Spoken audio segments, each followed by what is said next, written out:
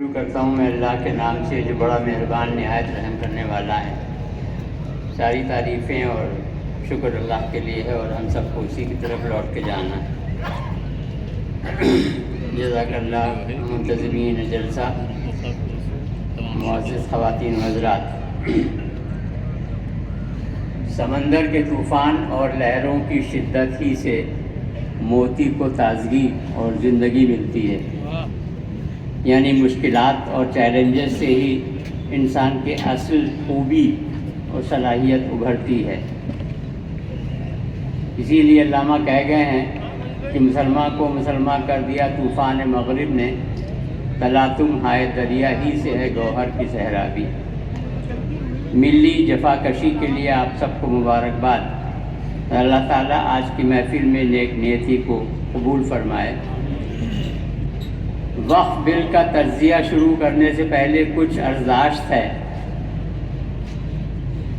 سورہ بقرہ کی آیت نمبر 219 میں اللہ تعالیٰ نے حضور اقدس صلی اللہ علیہ وسلم سے فرمایا کہ آپ سے آپ کے ساتھی پوچھ رہے ہیں کہ اللہ کی راہ میں کیا کرنا ہے، تو آپ ان سے کہہ دیجئے کہ ہم نے ان کو جو کچھ بخشا ہے اس میں سے جو ان کی ذات کے لیے اور اپنی نیوکلیر فیملی کے لیے جو واجب ضرورت ہے وہ روک کے وہ سب کرنا ہے۔ وَيَسْأَلُونَكَ مَاذَا يُنْفِقُونَ قُلِ الْعَفْوَ، تو اس میں 5 چیزیں آتی ہیں۔ وہ 5 چیزیں ہیں: وقف، وسائل، زمین جائیداد، آمدنی اور جذبہ۔ اس کو ہم نے ٹرین 33 کا نام دیا ہے، time, resources, assets, income and low 33%۔ تو ہم میں سے ہر ایک کو اس کے لیے اپنا وقت اور اپنے وسائل، زمین جائیداد، آمدنی اور جذبہ محبت کو دینا ہے۔ خواتین و حضرات، جب روح جسم سے الگ ہو جاتی ہے اس کے بعد جواب دہی انفرادی ہوتی ہے۔ ہم میں سے ہر ایک پر لازم ہے کہ وہ انفرادی طور پر بنیادی سطح پر کام کرے، خاص طور سے وقف کی وجہ سے بھی۔ خالی ہم یہاں جوش سے بھر کر کے نعرہ لگا کر کے نشستن گفتن برخاستن نہ کریں، بلکہ ہم اس کو مان لیں کہ آج سے ہمیں سے ہر ایک کو وقف کے لیے کام کرنا ہے۔ اپنے علاقے میں وقف جائیدادوں کی نشاندہی کرنا ہے۔ مرکزی وقف کونسل کی ویب سائٹ ہے وامسی کی، وہ اور ہر جائیداد کو ذاتی طور پر وزٹ کریں آپ، اور وہاں موجود افراد سے بات چیت کریں اور اس کے بارے میں گہرائی سے جا کے آپ میں زیادہ تر لوگ یہ کر سکتے ہیں۔ تو متولی کون صاحب ہیں، اصل وقف نامہ جو ہے اس کی تصویر اپنے پاس رکھ لیں، ایک ایک فائل بنا لیں ایک ایک وقف جائیداد کی۔ یہ ہم بہت دنوں سے کام کر رہے ہیں ہم لوگ زکوٰۃ فاؤنڈیشن آف انڈیا میں الحمدللہ۔ تو میں نے کہا کہ میں اصلی بات کہنے سے پہلے آپ کسی کے لیے میں تھوڑا سا سما خراشی کر دوں۔ اب بات آتی ہے کہ جو وقف بل آیا ہوا ہے اس کے سلسلے میں، تو شروع میں ہی میں آپ کو یہ عرض کر دوں کہ میں نے تقریباً 150 گھنٹے تک اس وقف بل کو اسٹڈی کیا ہے۔ اس کی بنیاد پر میں آپ سے یہ کہہ رہا ہوں، اور میں ایڈمنسٹریٹر بھی تھا پنجاب، ہریانہ، ہماچل، چنڈی گڑھ وقف بورڈ کا اور سچر کمیٹی میں بھی۔ تو اس کی بنیاد کے اوپر پورا اسٹڈی کرنے کے بعد میں آپ کو یہ عرض کر رہا ہوں کہ وقف بل 2024 علمی عملی بے ضابطگیوں کا شکار ہے اور آئینی خلاف ورزیوں، پسماندہ اقدامات، غیر منطقی باتوں، غیر جوازوں اور پیشگی تصورات سے بھرا ہوا ہے۔ ہندی میں اگر کہوں تو وقف بل 2024 پرکریاگت انیمتتاؤں سے پیڑت ہے، اور یہ سنویدھانک النگھنوں، پرتیگامی قدموں، ترکہینتاؤں، انوچتتاؤں اور پورواگرہوں سے بھرا ہوا ہے۔ یعنی کہ وقف بل 2024 suffers from procedural irregularities, constitutional violations, retrograde steps, irrationalities, non-justifications and preconceived notions۔ اس کی وجہ سے پورا بل وزارت کو واپس کر دیا جانا چاہیے، اس تاکید کے ساتھ کہ اس بل کو پارلیمنٹ میں پیش کرنے کی کوئی ضرورت نہیں ہے۔ کچھ تتھیہ، کچھ حقائق میں آپ کے سامنے پیش کرتا ہوں۔ جسٹس سچر کمیٹی نے 18 مہینے تک کام کیا، یہاں بھی آئی تھی، پورے انڈیا کا دورہ کیا۔ اس کے ساتھ ساتھ 1996 سے 2006 تک جوائنٹ پارلیمنٹری کمیٹی وقف 10 سال تک چلی۔ اس نے پورے ملک سے پوچھ تاچھ کی، لاکھوں متولی ہیں اور 29 اسٹیٹ وقف بورڈز ہیں، سینٹرل وقف کاؤنسل، تمام تنظیمیں ہیں مسلمانوں کے ملک کی، سب سے بات چیت کی۔ اس کے بعد پھر وہ دونوں نے اپنی رپورٹ دی، اس رپورٹ پہ کمیٹی آف سیکریٹریز بیٹھی اور اس نے اپنی رپورٹ دی، تب جا کے وہ بل پیش ہوا جو 2013 میں پیش ہوا تھا اور پاس ہو گیا۔ اس بل کے بعد یہ ہونا چاہیے تھا کہ 2014 سے اس کا نفاذ شروع ہونا تھا، تو 2014 سے 2024 تک اس کا نفاذ، اس کا امپلیمنٹیشن کتنا ہوا کتنا نہیں ہوا، اس کی اسٹڈی ہونی چاہیے تھی۔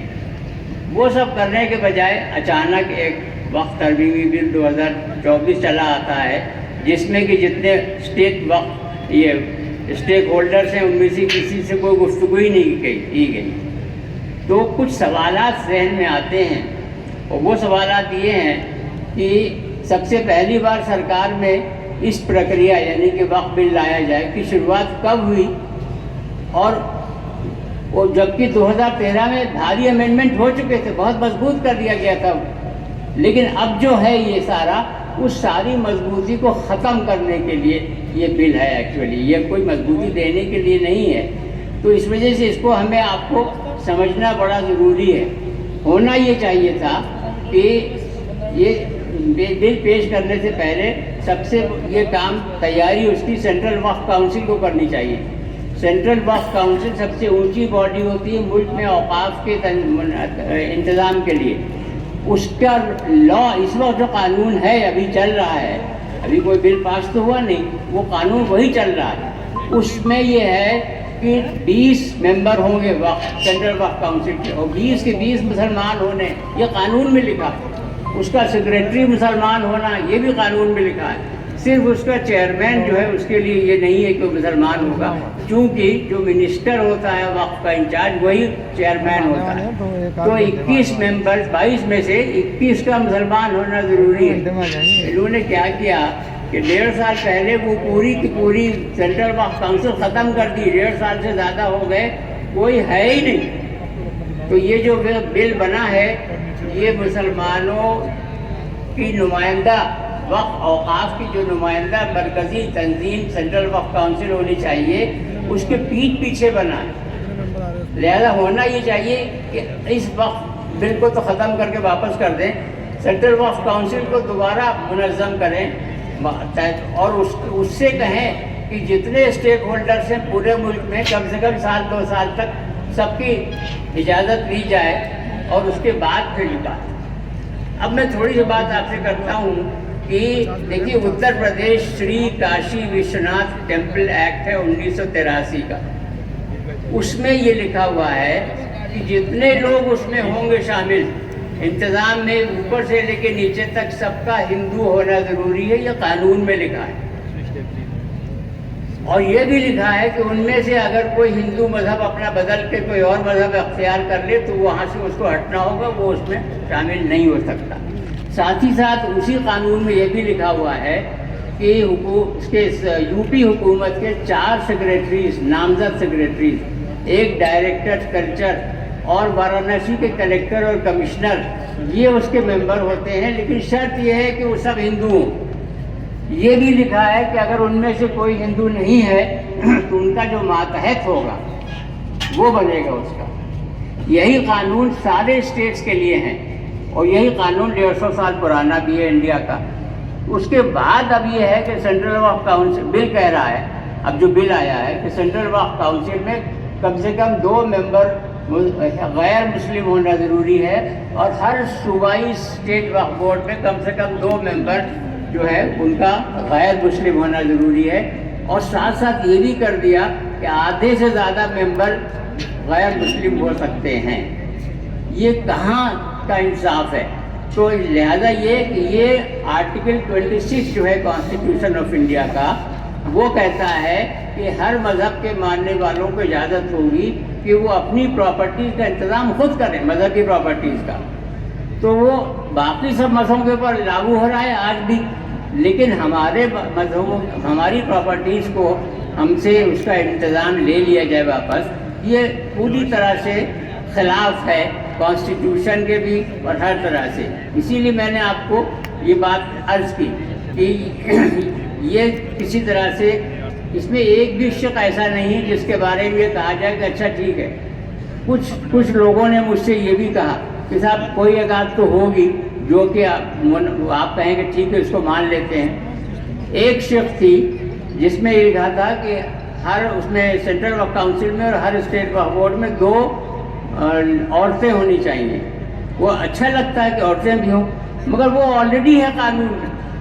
وہ 2013 میں جو امینڈمنٹ ہوا، چھتر کمیٹی نے ایکچولی اس کی سفارش کی تھی، وہ مان کر کے 2013 میں امینڈمنٹ میں وہ آ گیا کہ ہر اسٹیٹ وقف بورڈ میں اور سینٹرل وقف کاؤنسل میں 2 ممبر جو ہیں وہ عورتیں ہوں گی، اور اس کا نفاذ بھی ہو گیا.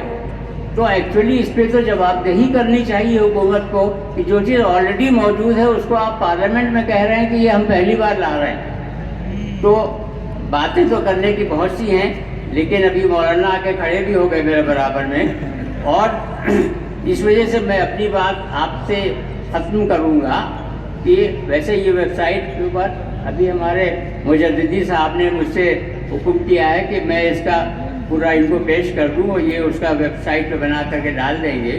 تو اس میں تو کہ ہر طرح سے آپ کی وقف پراپرٹیز کس طرح سے چھین لی جائیں آپ سے، اور جو کچھ بچا کچا قانون ہو اس کو کس طرح سے اتنا کمزور کر دیا جائے، گرا پڑا کر دیا جائے کہ آپ کی کوئی وقف پراپرٹی بچے ہی نہیں.